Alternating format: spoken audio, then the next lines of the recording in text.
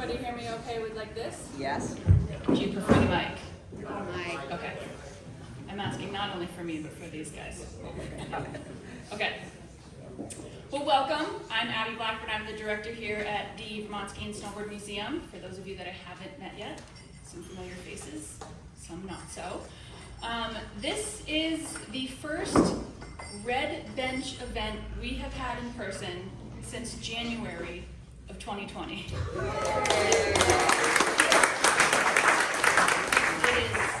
is so nice to be having events back in our space, people on the Red Bench, people in our chairs, opening after hours. It's really nice, so thank you so much for coming.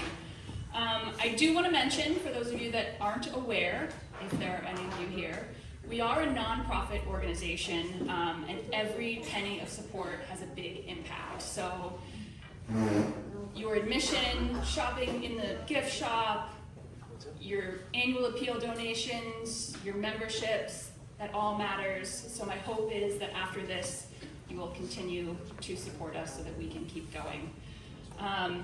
This is our 6th Red Bench season, and because of generous panelists and moderators and sponsors, it really just keeps getting better and better if you've been here from the beginning. And we owe a great deal of gratitude to our Red Bench series sponsors. Our silver sponsor, Scholler Textiles, bronze sponsors, AJ Ski and Sports and Sisler Builders, our media sponsor, Vermont Ski and Ride, and we have additional support from Von Trapp Brewing and Stowe Cider if you have visited our bar. So the timing of this event and Hillary's travels to New England really worked out perfectly to have her here in person. And Peggy graciously offered to drive up from Rutland to moderate this. It's a special occasion. And Peggy is no stranger to the museum. She has moderated a few events for us in the past. She's the 2019 Paul Robbins Journalism Award recipient. She's a senior contributor to teamusa.org and has covered 7 Olympic Games. She's an award-winning writer, contributing to nearly every North American ski magazine published in the last 25 years, and she's the author of 2 books. She's also an athlete. She's climbed nearly all of Colorado's 14,000 footers, several in the winter. She's climbed Europe's highest peak, Mount Elbrus, and one of the few women to summit both peaks in a day. Hopping on her mountain bike, she won the open class of the Leadville 100 and finished 3rd in the Bass 50-miler here in Vermont. She's absolutely no stranger to mountain adventures. So thank you, Peggy. I'm going to hand this over to you to introduce Hillary and get the discussion started.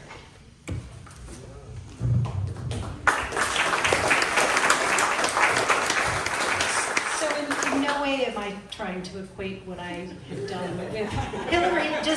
I just wanted the audience to know that I was at one point acquainted with suffering. So from that standpoint, I think I can interview. So I'm going to introduce Hillary. Hillary Girardi didn't intend to become a runner or a sky runner, and she's going to explain what a sky runner is when she talks. It wasn't until after high school that her love affair with the mountains truly began, and it was just a decade ago, in 2012, that she entered her first mountain race or a trail race? Mountain trail race. A mountain trail race. It was the 18-kilometer Massif de la Chartreuse, or as I think she calls it, the ham race, because she won a giant leg of prosciutto. Hillary prefers power hiking, scrambling, and ridge rambling to actual running, but she saw her career as a sky runner really take off in 2018 when she placed first in 3 of the sport's toughest races: the Tromsø Sky Race in Norway, the Trofeo Kima, I think, in Italy, and the Glencoe Skyline in Scotland, as well as the Mont Blanc Vertical Kilometer and the Monte Rosa Sky Marathon. Most recently, she shattered the women's record in the Trofeo Kima. I think that was in late August. It's known as the world's toughest course, I learned. And she finished in 7 hours, 30 minutes, and 28 seconds, and she was over 28 minutes ahead of the closest female competitor. She also won the race's first technical award for the fastest time over the course's most technical section.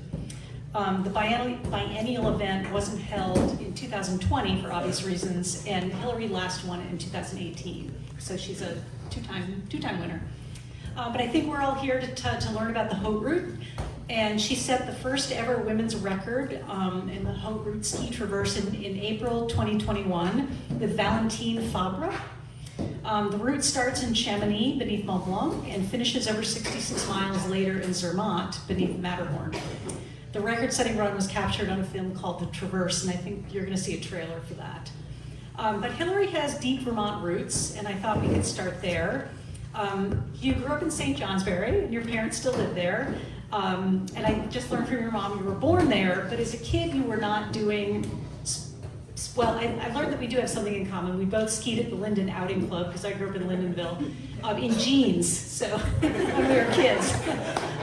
So your main sport as a kid was gymnastics. So how did you get into skiing and the outdoor life? Yeah, well, so first I just want to say thank you guys all for coming. I'm really amazed. I didn't know if it was going to be 10 people, 5 of which were related to me. So it's really amazing to see so many people who came out tonight. So it's absolutely true that I didn't start really mountain sports. I grew up, like so many of us, I think, spending a lot of time outdoors so we're from St. Johnsbury, but really off in North Danville, and spent just tons of time outside. But I did gymnastics for 13 years, and actually, I should say that my gymnastics coaches would say, please don't go skiing because we don't want you to get hurt. And I respected that more or less. But my brother was an alpine racer at the academy, and I had a lot of friends who raced, and so mostly I was actually probably at greater risk of getting hurt because I just try to go as fast as them without any real training. But I would say, yeah, just spending a lot of time outside, and then once after high school, I first started. St. Johnsbury has a wilderness club, so we did a little bit of hiking in the Whites and did some trips, and then once I went to Middlebury, I got involved in the mountain club there, and kind of fell in love with the mountains, but again, not yet endurance sports. So I heard you were the party captain of the Frisbee team at Middlebury. So what did you major? She graduated from Middlebury in 2009. What did you major in? I majored in sociology and anthropology, which was very interesting, useful, debatable, useful that's been. But yes, I was a party captain of the pranksters, the Merry Pranksters, and also I took my first rock climbing class, for example, my first semester at Middlebury, and I have a friend who's up there who was in my very first rock climbing class, and we got to rope up together, and helped me fall in love with the mountains. So I also learned that you took a job with the Appalachian Mountain Club on the hut crew. And is that where did you start getting this love of endurance sports in the mountains? So I started working in the huts and worked for 5 seasons for the AMC in the White Mountains. And I think that, I never considered myself like a mountain athlete, and I would never have considered myself a runner either, but I really love maps, and I would love to just look at maps and be like, I wonder, could you go from there to there? And we had relatively, strict time frames in which we could do things, because we would have to serve breakfast in the morning, and you had to be back at 5 o'clock to get ready to serve dinner. And so sort of necessarily you had to go fast. We would also pack food up and down, or food up, trash down, and you had those kind of hard stops. And so always we were pushing the time. How late could we possibly start from the bottom to get to the top on time, or how late could we possibly leave the hut to get to the truck at the bottom on time? And so I think it kind of started there. What about pranks? Oh, pranks, yes. So the huts are also known for the different crews pranking one another, and that would again be with hard time stops, because you would go in the middle of the night, hike to another hut to steal things from them, or just an example, like take all the labels off their cans, hide all their spoons, and then you had to get back to your own hut in time to serve breakfast. I'm going to do that to my husband's beer stash, take all the labels off the cans. Although I don't think you can do that these days. So you graduated from, you met your now husband at Middlebury, Brad Carlson. He's from Heinsberg, and did he do any sports? Was he into mountaineering and skiing at Middlebury? Absolutely. He really started, so he grew up actually in St. George and Heinsberg, and he went to CVU and then went to Middlebury, and he started rock climbing in high school and very quickly fell in love and was an avid skier, telemark skier, mostly at Mad River, if I'm not mistaken. And I met him through the Telemark Ski Club at Middlebury, and said friend Gus, who's up there, who introduced us. And so he was definitely, I would say, a positive influence in terms of getting me out more in the mountains. I was getting out on my own, but kind of a different way to be out. He also introduced me to the Adirondacks, which are another home for me in the Northeast, and was eventually the impetus for me moving to France.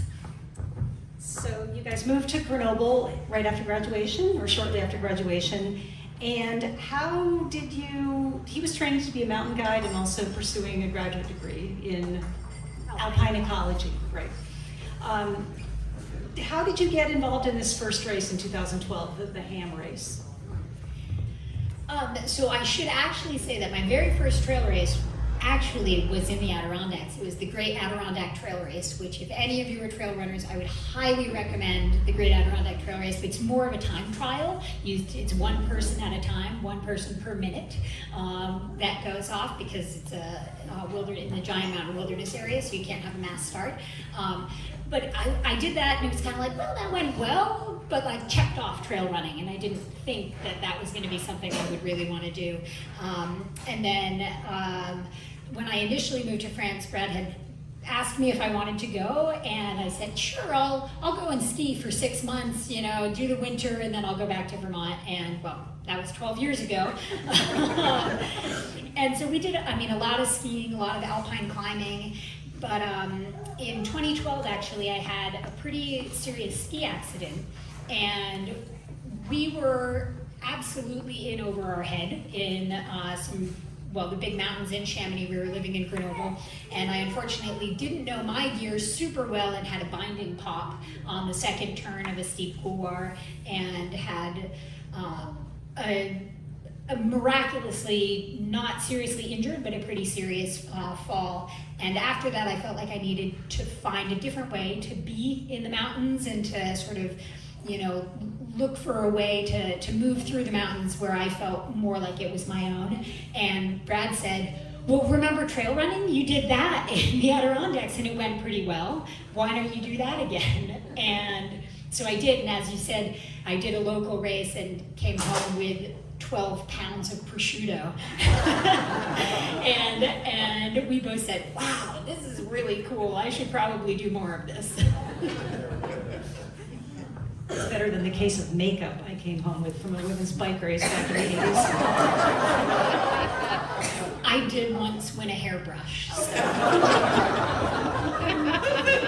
Okay. So the wins kept coming. At what point did you start considering yourself a mountain runner or a sky runner? And can you explain what sky running is?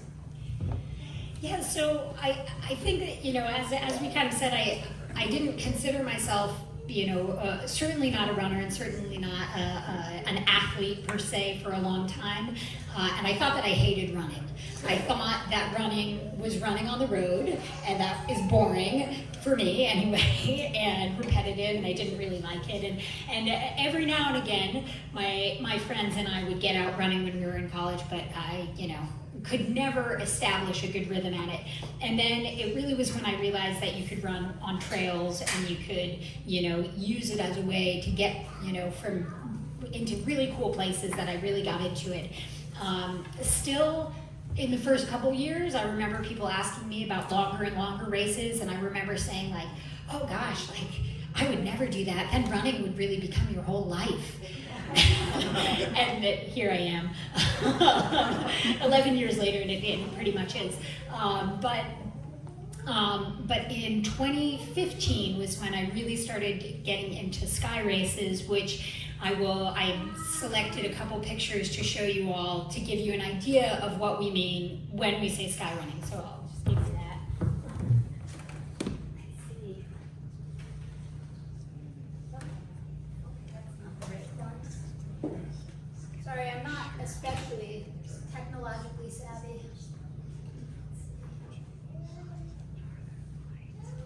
Okay.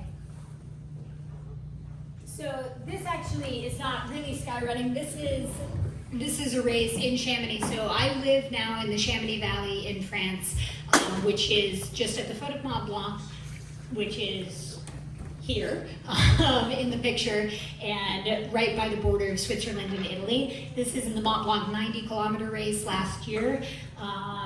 And this is just sort of to show you a little bit. So this is what I would call sky running. And sky running, it's like trail running, but typically I would say if you don't have to use your hands at some point, then it's probably not a sky race. And so I think that actually a lot of the kinds of trails that we have in the Northeast could very easily qualify.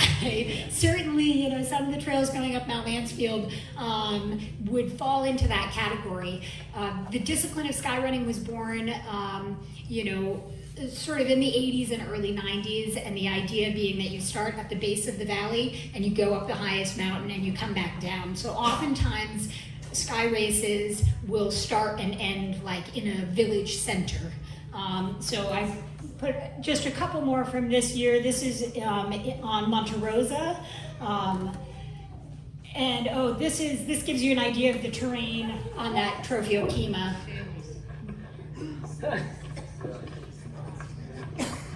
So running is relative. Don't ask me my splits, like how fast I can do, how fast I run a mile. I have no idea. It depends. Also, this is in that race.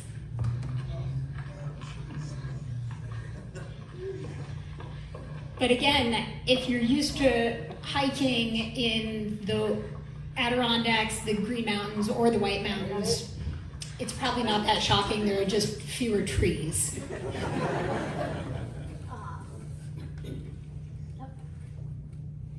See, these are all sort of from that race. I guess that's all you get to see today. Here's some of it coming down from it. Go, Hillary, go! Go! Fantastic. Great performance. This is about 6 hours in. Not finished. No, that was an Italian spectator. So anyway, that gives you kind of an idea of the type of running. Oh, that's for later. So you're out in the mountains at elevation for hours. So what are some of the challenges, going back to my specialty of suffering, what are some of the challenges that you faced and how do you overcome them? I remember food being a big challenge. I had a hard time, eating sugar, digesting carbs, so I was always struggling to find food I could eat. Yeah, so I have a good friend who actually just won a really well-known race, if you've ever heard of the UTMB in Chamonix, and she often says that ultra running is actually an eating and drinking contest with a little running mixed in. And so I do think that that's one of the huge issues, is finding the right kind of fueling. It can be pretty individual, but it oftentimes is a question of how many calories can you get into your body, and that's certainly the case in the Haute Route Traverse, needing to find a way to keep getting food and water into your body. I think that in the kinds of racing that I do, which is, as you saw, is really technical, staying really lucid mentally is one of the big challenges, and actually literally kind of like skiing, choosing your line. It's not just there's a smooth trail and you run down it. It's okay, you can actually get like kind of your eyes can get tired and your brain gets tired from kind of really analyzing the terrain and moving through it quickly. And I think that that's something that is a really big challenge. I would say it's not a very satisfying answer, but practice makes perfect. And so with the idea of like, training your eyes and your brain, I know that I ski most of the winter, and then I run starting in the spring and through the summer. And literally my mental endurance is not as good at the beginning of the season. And so I have to kind of know where I'm at and accept that and say, okay, well, like I can only go for 10 minutes hard downhill before I need to give my brain a break, and building up that kind of endurance as well as the physical endurance. So. Yeah. So you mentioned the Haute Route. Let's move on because I think most people are here to hear about that. You set the speed record. You skied 107 kilometers, which is 66.49 miles, in 26 hours, 21 minutes, and you climbed over 8,100 meters, which is 26,500 feet and change. So if you could just tell us about that, the best part, the worst part, the hardest part, the easiest part, how did you train? So I'm putting on behind us, because it doesn't go super fast, but this is a flyover of the Haute Route Traverse, so you can sort of see laid out on the map what it looks like, and we can kind of pause and talk about it as we go. But so it was 26 hours, the whole push, and I think one of the big ways that we prepared for this, both me and my partner Valentine, was to do, sort of, for example, blocks of training, we call it, like 2 long days in a row where you're like, you're tired, but you get up the next day and you push really hard. We did a lot of vertical. We pushed ourselves to ski in really crappy conditions. A lot of times you can just choose to ski when it's nice and there's powder, but if you want to be ready to go in different, on all sorts of kinds of terrain, you've got to push yourself pretty hard to get out on the crappy days. Also, skiing at night was something that we kind of had to prepare ourselves for. Skinning at night is relatively straightforward, but skiing downhill at night, you want to have a good headlamp. We're lucky we're not in the woods, but interestingly, my coach he's a running coach, and he doesn't really know skiing, and I was nervous about whether or not he was going to be able to prepare me for this challenge, but he's somebody who's really curious, really open, and said, like, I want to, I'm motivated to try this out, and we worked a lot together. One of the big things was also getting gear dialed, because it's not the same kind of gear that you would even do for a day of backcountry skiing. So we were going for fast and light, with carbon fiber boots. So you can see this is like the first really big climb. At this point, we're it's about a 6,000 foot climb. And then followed by a rappel with ropes down the other side, and that's the border with Switzerland and Italy, Switzerland and France. So we just passed into Switzerland there. But so there was a lot with food, a lot with gear, and trying to sort of prepare for all sorts of scenarios. This is the kind of thing that you want to do with somebody else. And so as you can kind of see, we're on glaciers, and so there's risk of crevasse, there's risk of lots of kinds of accidents, and so getting to know one another really well is super important, and feeling comfortable with the other person and having confidence, trusting them to make good choices is pretty tough as well. Is it faster Chamonix Zermatt or Zermatt Chamonix? Oh. I don't know, but. So the question was it faster Chamonix Zermatt or Zermatt Chamonix? So we were motivated to do Chamonix Zermatt because that's the classic way that most people do it, and that's the way that the record had been set before. So there was no women's record on this. There had been sort of groups of men who had set records and beaten records, and over a couple decades, and we had not seen any women ever do it before, and so we really felt like that was something that we wanted to push ourselves to do. It's an interesting question that you asked because I haven't thought about it before. It's kind of, that's the way it's done. And were you in comparison to boots and trap skis? I was in Scarpa boots, which I mean are also carbon fiber boots. I could get pretty deep into the nitty gritty on gear later on for those of you who are interested. My partner went with full carbon fiber boots. I chose boots that were plastic on the bottom and carbon in the collar because I thought they would be more comfortable. And well, you can guess who had more blisters? My friend did. So just looking at the diagram here, when most of us go, skinning, we drive to wherever we're gonna go, we put our gear on and we start going up. But it looked pretty flat. Like, were you skinning through town? Or can you talk about the beginning and then how you refueled throughout the 67, 66 miles?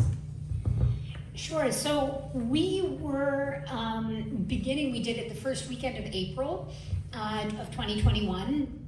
And what kind of pushed us to choose the day that we did was because the French government announced a COVID curfew at the beginning of the week, or I think on Tuesday, and we said, oh gosh, we need to get out of the country before curfew on Saturday.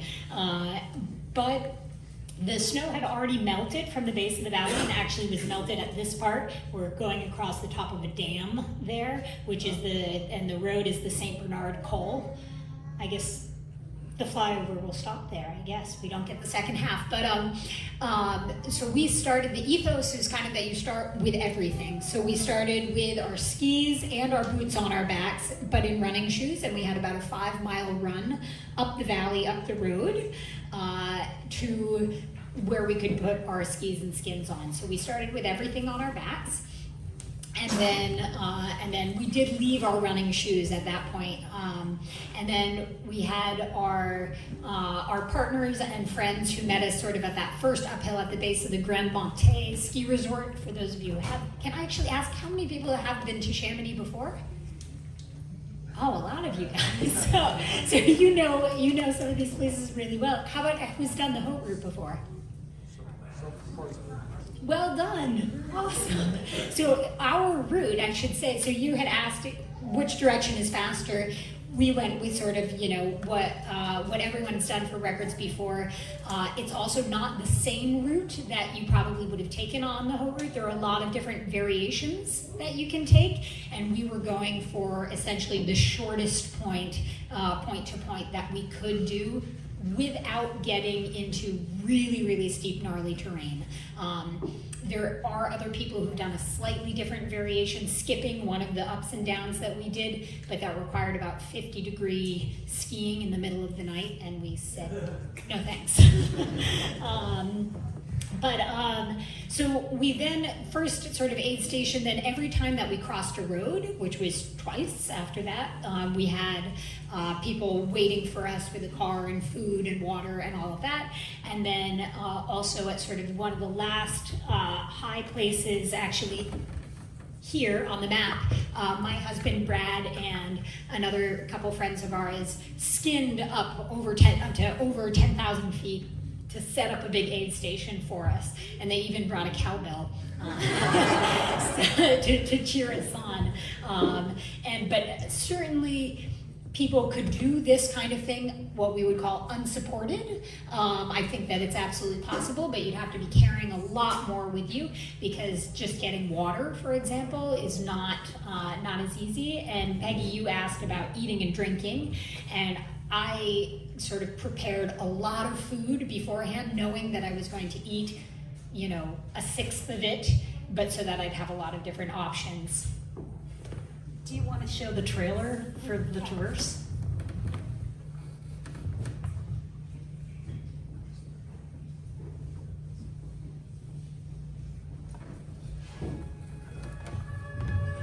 During the Haute Route day, who is that kind of project for?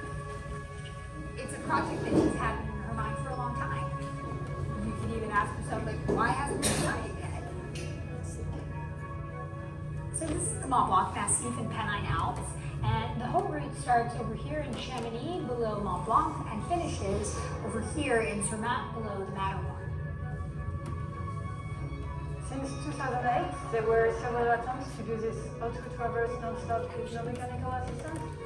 In 2010, my husband Laurent set a record in 20 hours, 28 minutes. Ça fait presque 9 ans que Laurent n'est plus là, qu'il est disparu. The truth of the matter is that so many projects and stories that are told in the mountains are marked by white men. I really wanted to find another woman to set a female record. Maybe it was just waiting for somebody like me to come along to say, hey, I really want to do this, let's go. There's the countdown. This is the last big push, and Valentine is real deep in the pain cave right now. I don't know if we're going to succeed. The odds are not in our favor that we will. There are so many things that can go wrong. My entire body hurts, and I'm out of food and water, and I really want to finish this.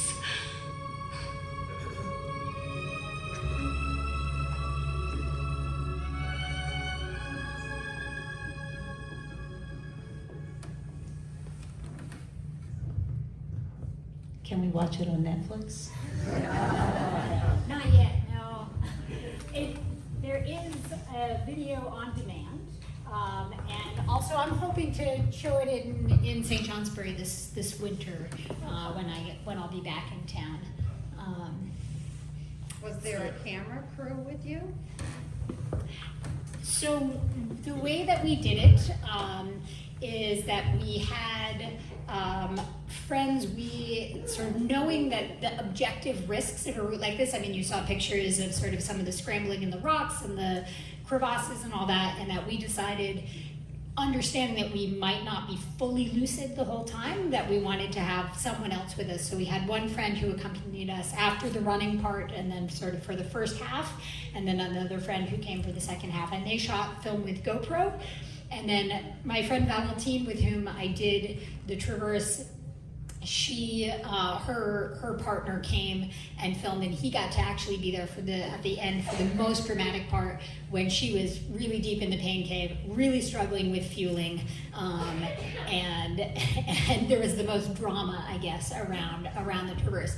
And so that's how we were able to get the images that we did. We also had filmed a little bit of our training before that, and had some sort of drone shots around the mountains on the route before that. So how deep in the pain cave did you go? Honestly, I didn't go that deep in the pain cave.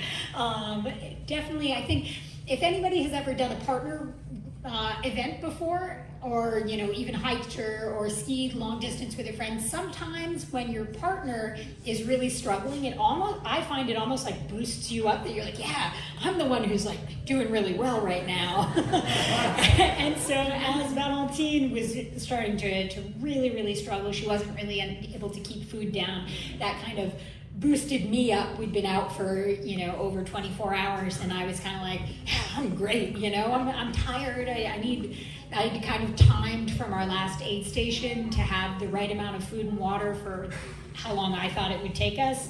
And then when it took us 2 hours longer, I was really out of everything. But still, I think that sometimes you feel better when somebody else is doing less bad. That said, I don't know if any of you have on your phones, if they go off at a certain hour, like, a little chime to tell you it's time to go to bed, but I have that on my phone, and when it chimed, I forgot to turn it off, and when it chimed at like 10 o'clock at night, as we were about to go all night, I had this really kind of like drop in morale, being like, no, but I do want to go to bed. And we started at 2 in the afternoon. And which was very intentional, because so on the route there's a couple different places where you have to be in certain places at certain times. So there's a really steep south-facing slope that you don't want to be in the heat of the day because it can have wet slides from avalanches. So we aimed to be there in the middle of the night. And then there's a really long slog up a kind of flat glacier that ends up being kind of like a microwave if you're in there in the heat of the day. So we did the steep climb in the night and then had sunrise sort of for that long climb. So I've heard that you're the athlete who's always smiling. So you're doing all this. How do you keep the smile on your face? Well, I did read once that smiling takes less energy than frowning. But I mean, I think for me, a lot of it is that one of sort of my mental techniques for being able to keep going when it hurts is that I like to remind myself that I'm doing this because I wanted to, because I like this. Sometimes that's hard. You like this. You really like this. But that's something that really, really helps me. And I also find that it feels easier if I smile. And so I even sort of use that in training as I try to remind myself that, and I'm very lucky to be in a position where everything that I'm doing, even as a professional athlete now, I get to choose my projects, I get to choose my races, and so I say, you know, nobody forced you to be here, you wanted to do this, and that helps me a lot. And then the last thing is that, I mean, a lot of times when it does really hurt or it's really hard, it might sound a little bit cheesy, but I like to remind myself of how incredible it is that our bodies are capable of this. You know, it's like, it hurts, I don't want to, but I can, and that's pretty cool, and that sort of can boost me up as well.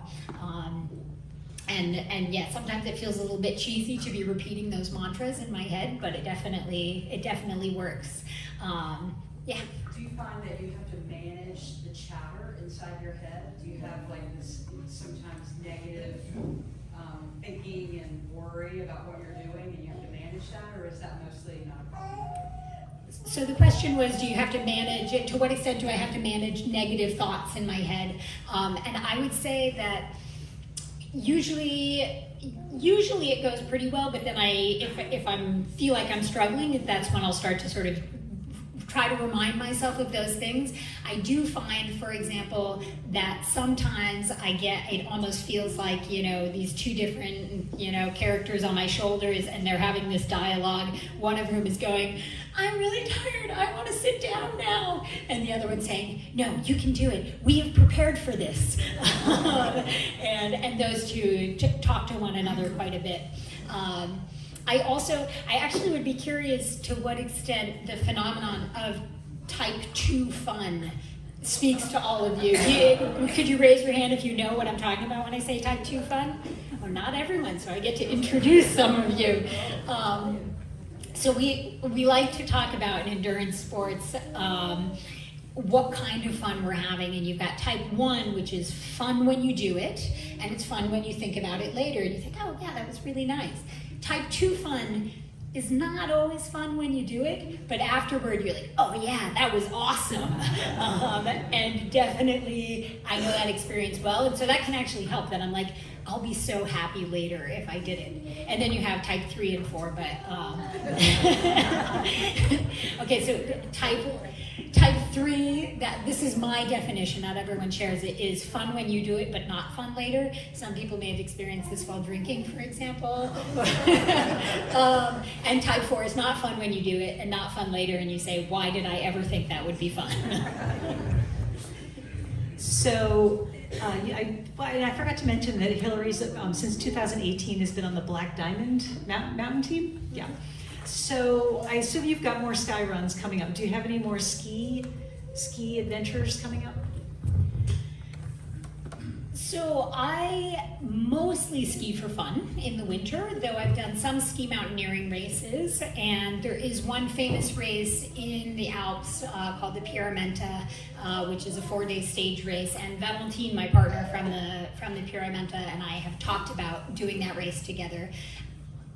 I've kind of felt mixed about whether or not I'm ready to do it, but she was on the French ski mountaineering team for the better part of a decade, and I think that she would be a really great teacher, so if I do it with anyone, I'd love to do it with her. And so maybe this year I'll get to do the pre-eminent.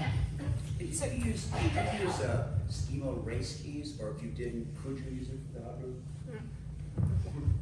The question was whether or not I used Skimo race skis for the Haute Route. So before we actually did the Traverse, I did the Haute Route in 3 days, 1 week before we did the full Traverse, so that I could really get to see the route and know what condition it was in. And for that, I used a more sort of classic lightweight touring ski, 78 millimeter underfoot. When we actually did the Traverse, we were really going for lightest weight possible, and I had on carbon fiber skis, so super lightweight. We call them matchsticks. They're not meant to be having a great time on the downhill. They're meant to get you up and down the mountain fast. So on the matchsticks, was skiing down fun at all? Type 4. Type 4.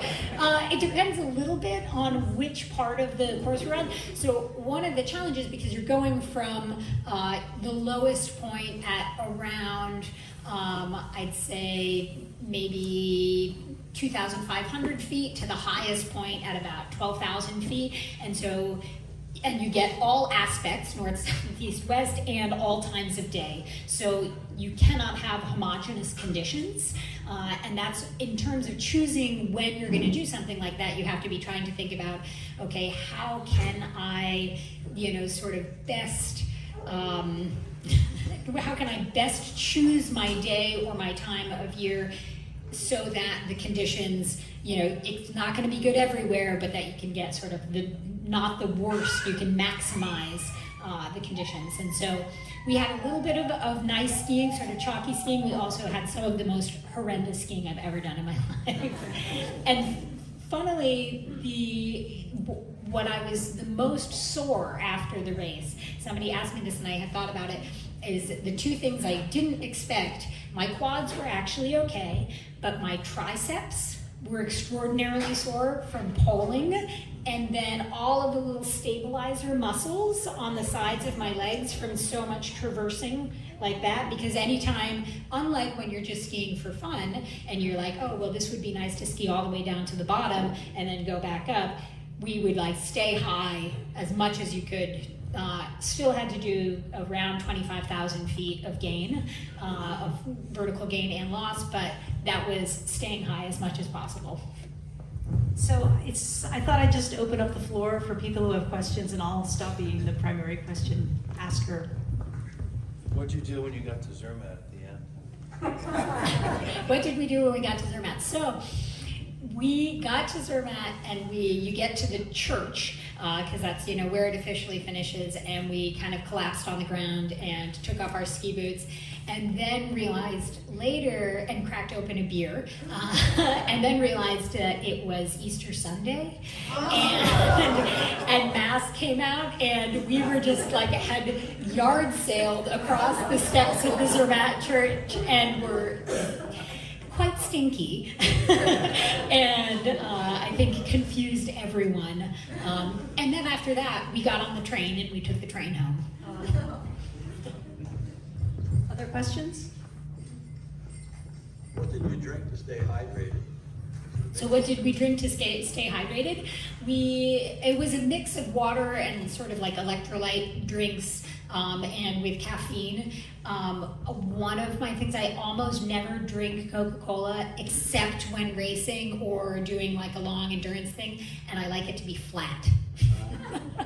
So I did a lot of shaking and releasing carbonation in the days before the attempt. But that I didn't carry it with me. That was only at the sort of on the way, and then mostly water and electrolyte drinks. How were you navigating? Was it a bird and skin track? I noticed a few little zippy things as you were going. Were you following a track or making a track? So the question was, how did we navigate? Almost, except when we were in the valley of Chamonix, we were above the trees. And because I had done the entire route the week before, I knew it pretty well. The beginning and the end I also knew pretty well as well. There wasn't so much a track per se, but we pretty well just knew where we were going based on experience and having been in the area before. However, the last thing I would say about that is that you know, glaciers do change where there are snow bridges over crevasses, sometimes there are not, so you can't just, you know, sort of look at a distant point and say, I'm going there. You've really got to very carefully try to choose your line to be the safest. The one time we had some questions in terms of navigation was in the middle of the night, in terms of, okay, is that rock bar, is it there or is it over there? And there was some using pretty high-powered headlamps, and at one point using our GPSs. Was that the little up that went back down? Yeah. What are technical non-skiing sections like? Technical non-skiing sections on the route. There isn't a massive amount on the way that we went. There are several locations, so you probably saw on the track that there's a bit, you know, of zigzags. So you need to be very comfortable with your kick turns for this sort of thing, which is facilitated when you have really, really light and pretty short skis. So Wraith skis, which are super light, are also for women. The standard length is 150 centimeters.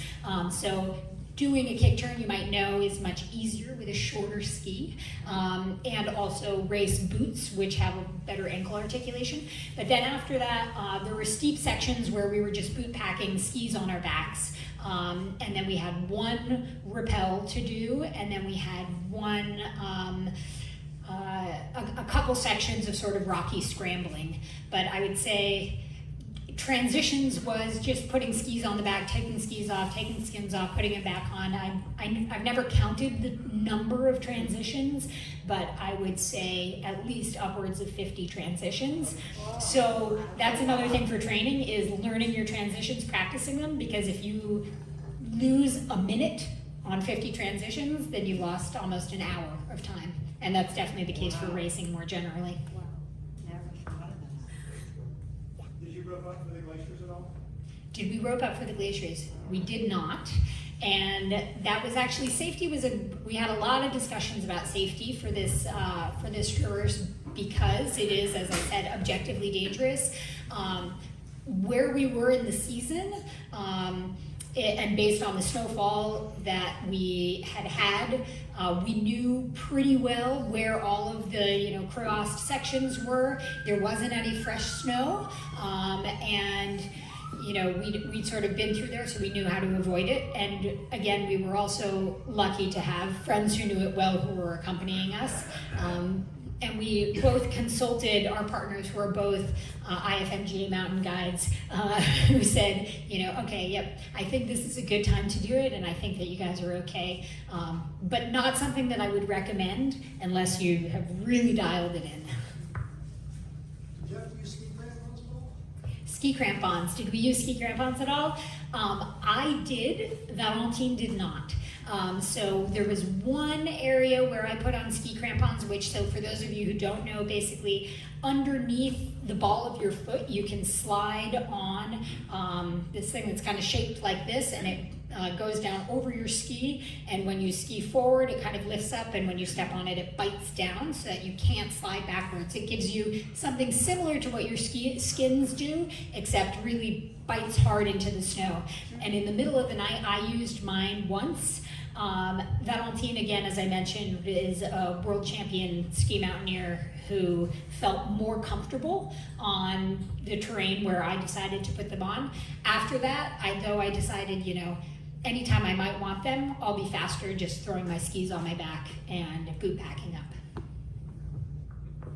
For the rappel, did you already have the rope set up and then leave it there so you didn't have to carry them? Yes. Yes, so the first rappel, or the only rappel rather, was on as we went from France into Switzerland. And when conditions, sort of midwinter conditions, it's actually snowy enough that you could ski it, and we could have boot packed down it, but we knew, and I knew from having gone the week before, that the conditions would have, you know, lent itself well to doing a rappel. And actually, we did not set up the rappel. The Chamonix Guide Company, because they guide over this pass so frequently, sets up a fixed rope. So we used their fixed rope. Were you ever scared? Was I ever scared? Yeah. I think that's a really interesting question. I think it's interesting to me, particularly because as I said at the beginning, I sort of got into running because I had an accident skiing and I needed to do something else. And so doing this record was really important for me because it was a way to get, you know, sort of prove myself to myself, getting back into the mountains, moving through terrain, and combining sort of this new endurance skill set with skiing in the high mountains, and that was really, really important to me. In the end, when we did the 3-day reconnaissance mission, I got a little bit scared once, and I said, you know, I don't know if I'm going to be able to do this. When that was, though, was a time that I kept my skis on, and I could have been boot packing. I'm someone who's very comfortable if I'm, you know, face into the snow and just going up like a Stairmaster, essentially. And so having done it the week before, knowing that was going to be a cruxy moment, I knew how to sort of deal with that passage. In the end, it's not the most technical route I've done, so I wasn't scared on the day of. On your 50 transition, skins on, skins off, are you using full skins, half skins? How do you flow on and off? So we used, the question was for 50 transitions, how are you getting skins on and off and what are you using? So we had like a full race setup. So with a little notch in the end of your, sort of in the tip of your ski with a little elastic knot, and the skins don't go all the way to the tails. So you just kind of reach down and you grab the end and you rip it off quickly, and kind of then click down into your boot. And so the transitions were both skins on, skins off, skis off on the backpack, skis back on the feet, crampons on, etc. But we did change skins. We always each had 2 pairs of skins with us, and had a more slidey pair and a more grippy pair, because as I mentioned, we had a long glacier to go up that was pretty much flat, and you don't really need super grippy ones. So I had an old pair of skins that I knew could kind of, like, I guess, you know, kind of like a kick wax almost, versus when I knew we'd be going up more steeply, a grippier pair of skins, and I traded 1 pair of skins out. So it's a big gear investment. You know, you have to own at least 3 or 4 pairs of skins to be able to do it. Are you satisfied with your performance and your time, or have you been like ruminating on how to go back and shading a little bit here and there and accelerate? The question was whether or not I'm satisfied with our time and whether or not I feel like we could improve upon that. And the answer is that I know we could improve upon it. Hopefully one day you'll get the opportunity to see our short film about it, The Traverse. But we were aiming for under 24 hours, and my partner Valentine, which this can happen to anyone, if anybody's ever done ultra distance anything or had to be going for more than 24 hours, it's not uncommon to have fueling problems and have stomach issues, and she got hit really hard with stomach issues and was, as I said, not able to keep food down. So the end, we extended the end by about 2.5 hours that I know we could have gone faster. And so I know that, you know, I would have been ready to go faster that day. I think that we both could have done it. However, I don't see myself immediately going out to try to beat my own record. What I really, really want to see is another pair of women go out and beat our record, which will then motivate me to want to go and do it again. What was in your pack and how much did it weigh? what was in our packs and how much did they weigh? Precious little. We had pretty light packs, really the bare minimum. I never weighed them, but honestly, avalanche risk, you can never have a zero avalanche risk. But we had what is an avalanche risk 1, no new snow in several weeks, freeze thaw periods. It was pretty locked up. We had really lightweight plastic shovels with us, but what passes for a skimo race, but not what passes for when you go out skiing in any kind of mixed terrain. Big puffies, overpants, but aside from layers, food, fuel, and very basic stuff, not much. We had a Garmin InReach with us so that our family members could be tracking us the whole time, and that was helpful for the folks who did crew for us. They'd know about when we'd be coming in, but yeah, they were very light packs. Satellite phone? No satellite phone. For a lot of the route, you actually have cell phone service, and then the Garmin InReach has an SOS function that allows you to sort of launch a rescue if need be. The rescue services in Europe are pretty remarkable. I hope that no one ever has any need to use them, but if you do, they're extraordinarily professional and efficient.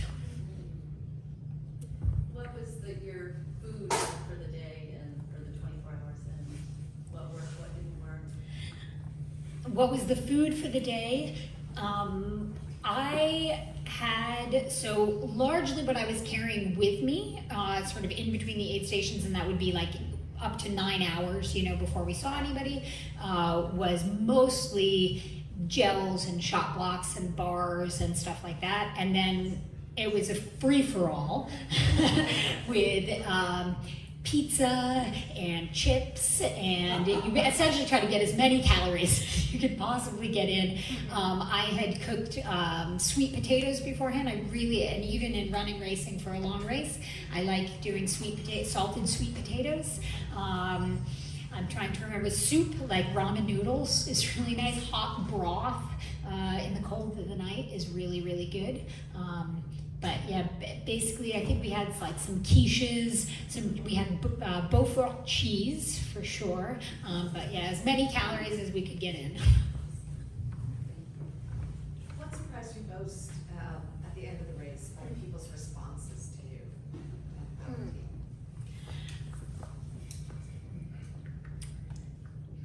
While I think about it, I'll repeat the question. It was, what surprised me most after having done the attempt? Well, I was hoping that there were going to be other women who would jump right on board and do it right away. Instead, I know of 3 men's teams who've done it since and were like, thanks so much, you inspired us. And I was like, well, you weren't really the target audience.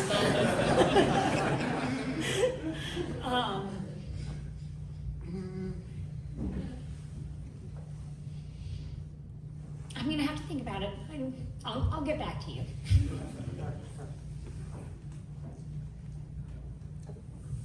On your video where you had to sort of relive with the little thing, what was that done on? How did you do that?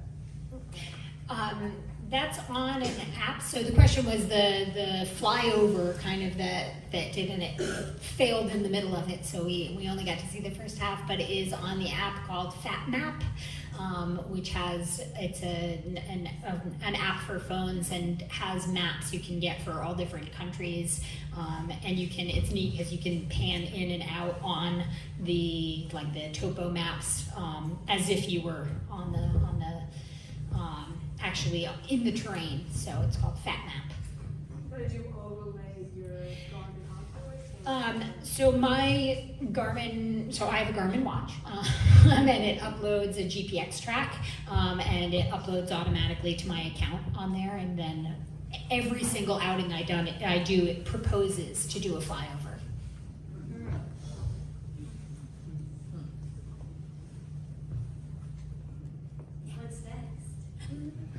What's next? So very short term, what's next? Since we're among friends, I'll say this out loud, but I don't actually know if it'll happen. So this past weekend, as I said, I'm rarely back in the Northeast. in the fall. It's been 12 years since I was back, and I absolutely love the fall. And I spent 5 years working in the White Mountains, but never got into an area between Maine and New Hampshire called the Mahoosic Traverse. I don't know if you guys know the Mahoosics, but my goal is to go try to run from Grafton Notch to Gorham, New Hampshire as fast as I can. Maybe this weekend if I get a good weather window, so that would be next. Through the notch proper. Through the notch proper. Running. Trail running.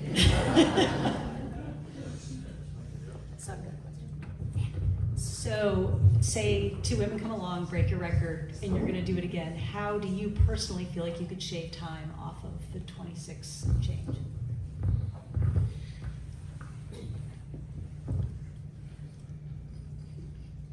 I think that the best ways to shave time actually would be choosing the conditions window even better. So the men who set a record, the men's record was when there was snow in the base of the valley. So we ran 8 kilometers, about 5 miles, with our skis on our backs. They were able to skate ski up the valley. I think that's a little bit faster. Also, when we got down, and I indicated when we went over a dam, that was when I had done the reconnaissance mission 3 days before. We were able to ski all the way down to the village, and when we actually did it 5 days later, there was no snow left, and so we had to run 3 miles in ski boots. And so I think that would be a good way to, to go a little bit faster.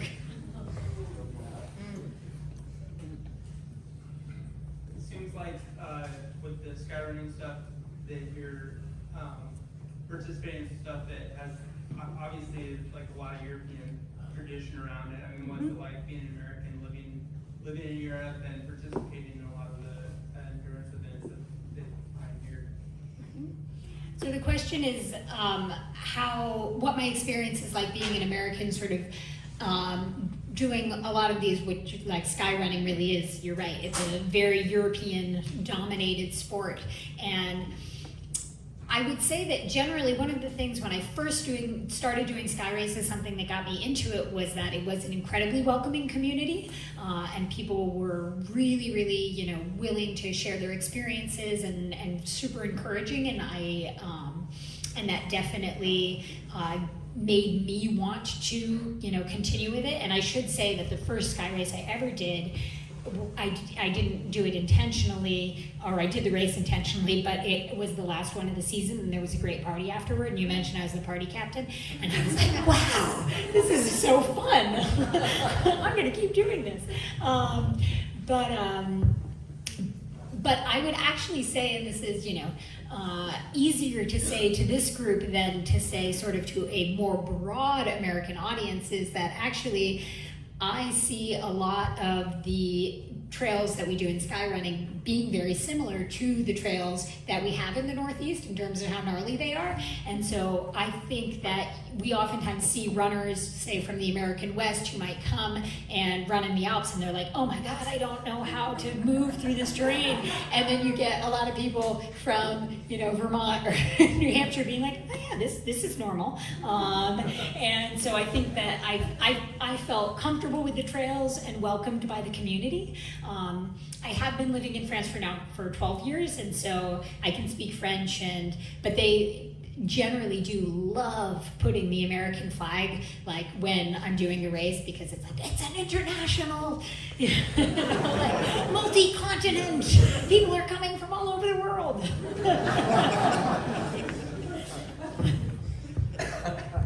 Other questions?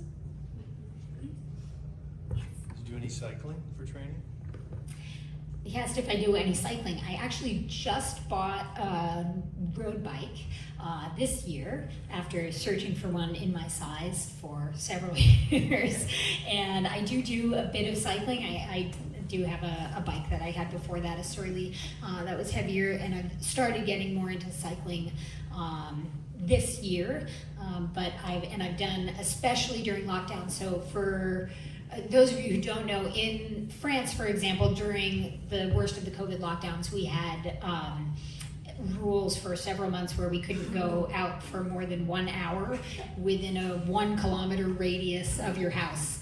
And so I did a lot of home trainer cycling in our apartment, but it's something I'm getting more into. And I actually just, at the end of May, quit my other day job to become a professional athlete. So this summer I've had more time and have been able to integrate that into it. But it seems a really great way to cross-train, doesn't hurt your joints, and you can, link it up with running. I've used it to go places that are really cool and then go run up a mountain too. I forgot to mention that Hillary, before she stopped working, worked at the Research Center for Alpine Ecosystems in Chamonix. That's right. It's a nonprofit research center in Chamonix that studies the impacts of climate change on mountain biodiversity. And I worked there for 6 years, and my husband Brad still works there. And if I didn't say it before, he is an IFMGA certified mountain guide living in Chamonix. So if you're ever traveling, look us up.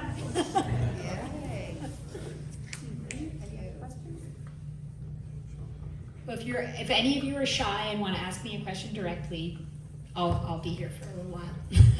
But thank you so much for coming.